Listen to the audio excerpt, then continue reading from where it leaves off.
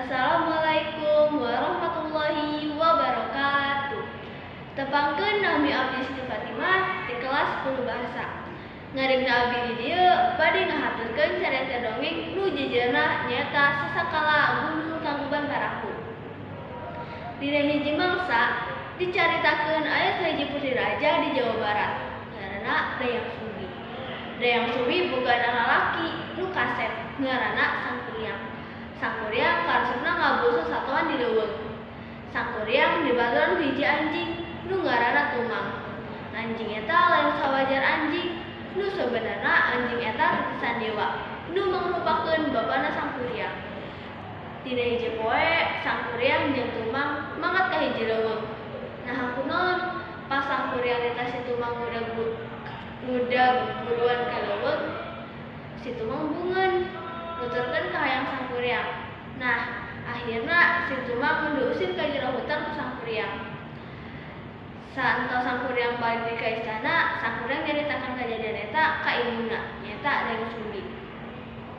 Ngadenge carita eta, Dayang Sumbi terus ngambek kacida. Sadar, akhirna Dayang Sumbi nakosenan si Sangkuriang make sendok sangu anu keur dicekelna nepi ka aya urutna. Sangkuriang ngambek, terus akhirna langsung mangkat membara ninggalkeun istana kerajaanna. Saprang kajadian eta, Dayang Sumbi nyesel ka anu tos naon dilakukeunna ka Sangkuriang.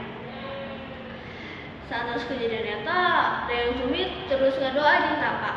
Dina hiji wangsa, dewa-dewa masih hadiah ka Dayang Sumbi, nyaeta rupa awet muara jeung kagelisan anu abadi.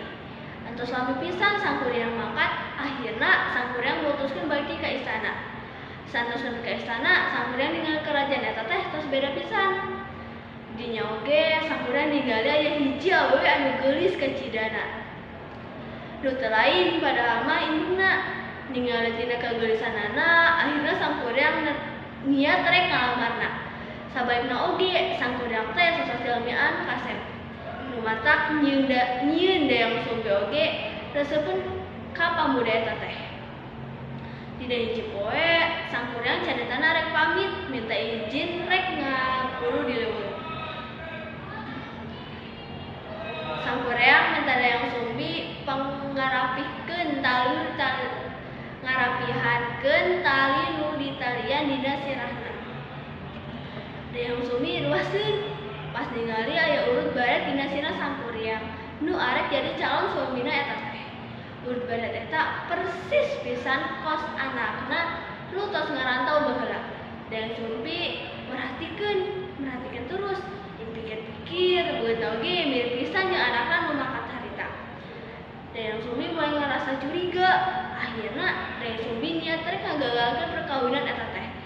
Dayang Sumbi terus ngajukeun 2 syarat ka pamuda eta. Nyaeta kahiji, Dayang Sumbi hoyong pamuda eta teh ngabendung Cai Citarum.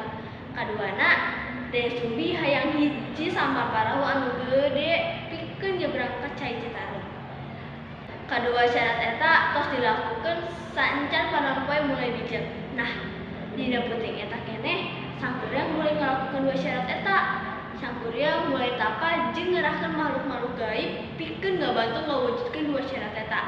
Dayang Sumbi mulai ningali lalaunan pagawean Sangkuriang nu sabenerna ampir beres dilakukeun. Dina waktu eta keneh Dayang Sumbi oge mulai meratahkeun pasukanana pikeun ngabentangkeun lawan sutra nu warna beureum di sabelah kota timur. Seolah-olah ongkos panon poe nu karak mijil. Sangkuriang terus ningali warna beureum eta. Jeung ngira panon poe tos moe bijil. Sangkuriang akhirna terjadi dosa pagaweanana.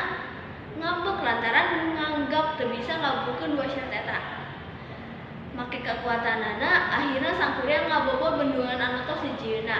Teu lila jadi banjir gede jeung nendang sampan parahu tos dijieunna. Sampan parahu eta ngalayang jeung akhirna ragep dina hiji gunung nu ayeuna disebut Gunung Tangkuban Parahu. Rupina sakitu carita dongeng nu ku abdi bisa haturkeun.